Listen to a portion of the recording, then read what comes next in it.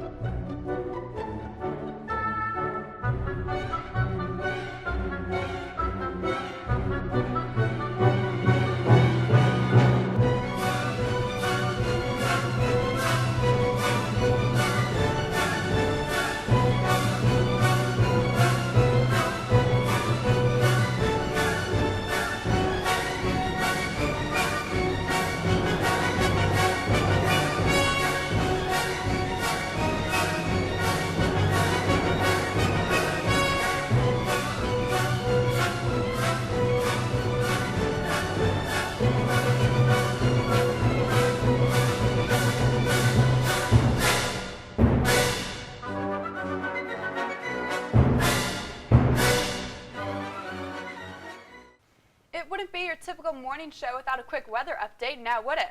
Gabrielle, take it away. With a high of 34 and a low of 27, it will be a chilly start to your week. We both knew last week's sunny 60 degrees wouldn't last. The rest of the week will remain cold with partly sunny skies. Don't let those sunny skies fool you though, Hoosiers. Get your hats, gloves, and boots out because there's a chance of snow at the end of the week. However, 34 degrees certainly isn't comfortable outdoor track weather, hence why the Indiana track and field team was indoors this weekend at the Harry Gladstein Fieldhouse for their Indiana University relays. In addition to track and field, men's basketball, coming off of a tough loss to Michigan on Thursday, competed again yesterday in the windy city of Chicago against Northwestern. They will play Penn State at home on Wednesday. If you're a true Hoosier, I'll see you at the game. The team is only 10 games away from the Big Ten Conference Tournament, and they must clinch every victory possible. In the absence of OG Anunoby, we've seen James Blackman stepping his game up alongside Zach McRoberts. Underclassmen Deron Davis, Devontae Green, and Curtis Jones are all receiving significant playing time as well. As for your women's basketball, they defeated Penn State last week 72-66. They currently are on their way home from the great cheese state of Wisconsin after Sunday's matchup. But moving on to men and women swimming, the team just won their very last matchup of the season against Louisville before qualifiers for the Big Ten Championship. Be sure to wish all of the swimmers best of luck as they head into the tournament. That's enough for sports. Gabrielle, fill us in on what's happening around campus. Thanks for the update, Lydia. In other news, this past week has been filled with pro-women and anti-Trump protests after the inauguration of our 45th president, Donald Trump. These protests were not only taking place in Washington, D.C., but also here in our Bloomington backyard. As for what the Trump administration has done so far, here is a list of his most important actions since being inaugurated. He has issued an executive order to repeal Obamacare. He told agencies to halt new pending regulations so the administration can have time to review them. Trump's son-in-law, Jared Kushner, got the legal approval to fill a role in the White House. President Trump scheduled meetings with both the Mexican president and Canadian prime minister so he could begin negotiating NAFTA. Trump's first foreign leader meeting was this past Friday with the UK Prime Minister, Theresa May. He spoke about moving the United States Embassy in Israel from Tel Aviv to Jerusalem. Trump also handled the deadly tornadoes in Georgia, his first national disaster as president. And this has all happened within the first 72 hours of Trump's presidency. Now for our unnecessary update of the day. In case you haven't heard, Ryan Gosling's new Madame Tussauds wax figure, quote, is just a little bit creepy, end quote, according to E! News. They actually were so creeped out that they wrote a 6-paragraph article on the wax figure itself. I think that's more than I wrote for the entire sports recap today, honestly. So unnecessary. But so necessary.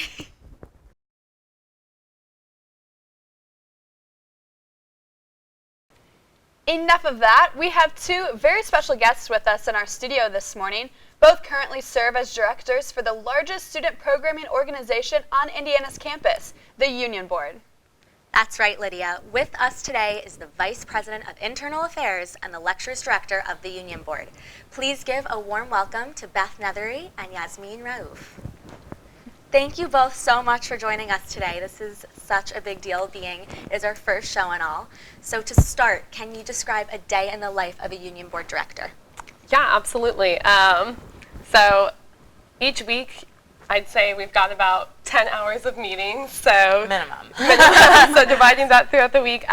It's a lot of hanging out in our Union Board office on the second floor of the Union, working with our advisors and the other directors to program events for students, program things for the union that students would enjoy, like changing furniture or adding yes, sit with me or don't sit with me signs to tables, and just kind of hanging out in the office, pretending to study, but not really doing that at all. Yeah, so it's a big commitment, and not every day is the same. I send about 35 emails a day, I feel like, and definitely answer a ton. So it's really exciting to be doing the work of a full-time job while also being a full-time student. Definitely. So give us an example of how you guys interact with the student life here on campus. Yeah, so lately we've really been making it a mission of ours to partner with more student organizations, both small and large, just to get the Union Board name out, but also because we do have such an organized group that we can kind of help smaller groups out with their events and everything and kind of give more awareness on campus. So we've been doing that a lot. We also just try to work with students on a daily basis through sending out surveys and trying to find out what kind of programs they want to see. We also interact with students because we give out office space to student organizations. So they send an application in to us, and we determine how much space, what's the best for them, and that all goes on in the student activities tower where our office is. Why is it important for a large campus like us to have an organization like the Union Board?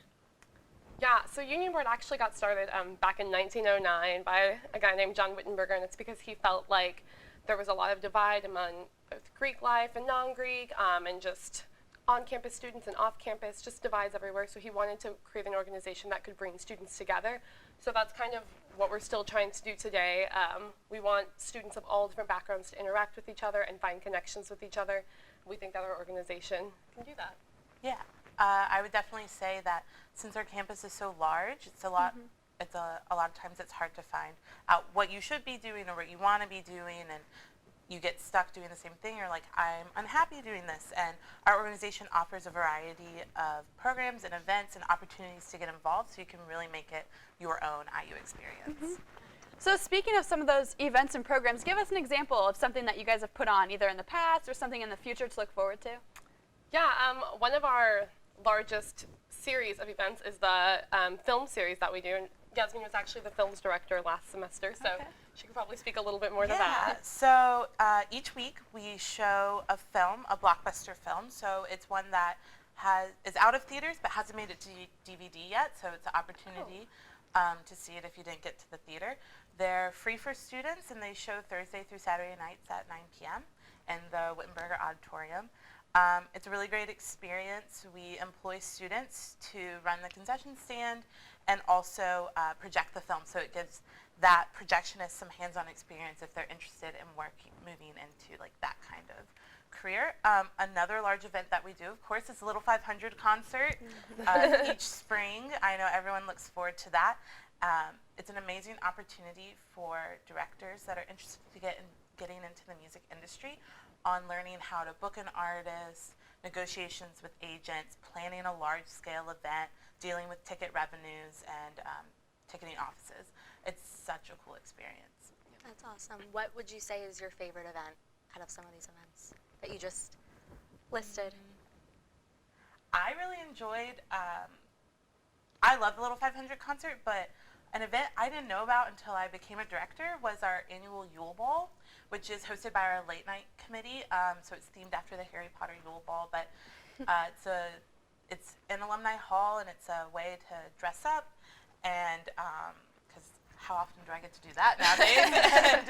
And there's performers and music, lights, food, and they really try to bring it together, to bring campus together and give us a good late night activity. Yeah. Another series that we started last semester that's really taking off this semester is called #Adulting.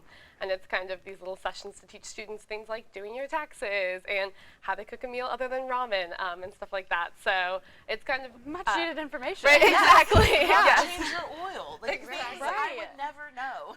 Things that you don't really get taught in school. So definitely look out for that this semester. It was a lot of fun last semester, and I think it's going to grow a lot this year too. Yeah, that sounds amazing. I need to check some of these things out. I need to know how to do my taxes.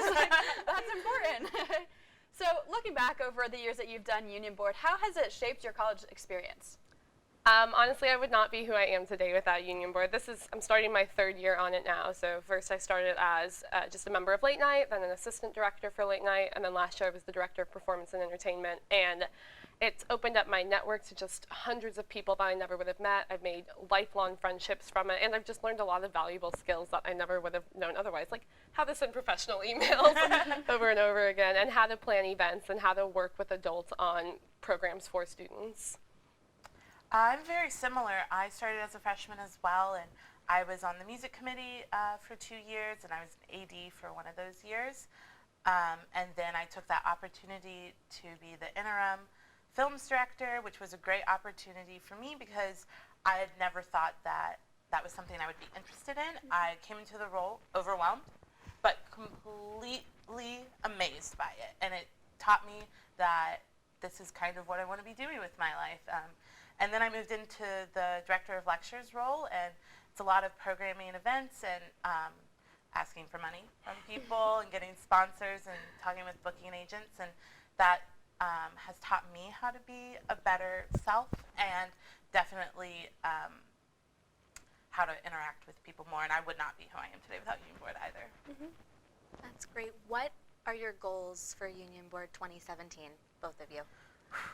There's a lot. We really want to focus this year on, first off, and I'm the Vice President of Internal Affairs, so of course I say this, we really want our members to feel appreciated and engaged and to give them the same Union Board experience that we got as members, to kind of help them continue on as directors in the future and just teach them valuable life skills. We're also just wanting to kind of get our name out there more with different organizations and with the events that we do.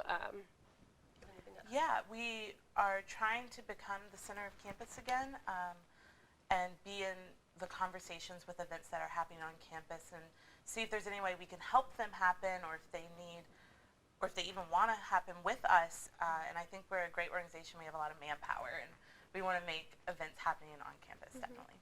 Awesome. So using some of these experiences and the things that you've learned through Union Board, how do you plan to use them after college? Well, I'm actually studying event management and hospitality, so I've learned a lot about event management and Union Board, and I think that that'll be really applicable to whatever I choose to do after college. That and just working in a professional setting, I never would have had that experience without this. So whatever I choose to do, whether it be hotels, events, or something completely different, I think that Union Board's really given me the tools to do so successfully. I agree with that. I study arts management in SPIA, and I've learned a lot of fund development skills, and that's kind of where I'm wanting to go in my career, working in a development office for a nonprofit organization. So I've worked a lot with gaining sponsorships, learning how to write a letter to ask people for money, large amounts of sums, and I think that is one of the most valuable things you can learn to do. I've also learned how to be accountable, how to be responsible, and not to be selfish, and I think those are all very valuable things to know before going into the work. Awesome, awesome. Well, thank you guys so much for joining us today. You've really made our first show a success. Thank you guys so much for having us. Of course. If you are interested in learning more about what Beth and Yasmin's jobs entail, or want to be a part of the Union Board, feel free to stop by Beth's office in the Union for any questions or to say hello. We hope that you will join us on Monday mornings for a weekly recap of our news, sports, and entertainment. Be sure to follow us on all social media at BTown BeFast Club and to use the hashtag BTownBeFast.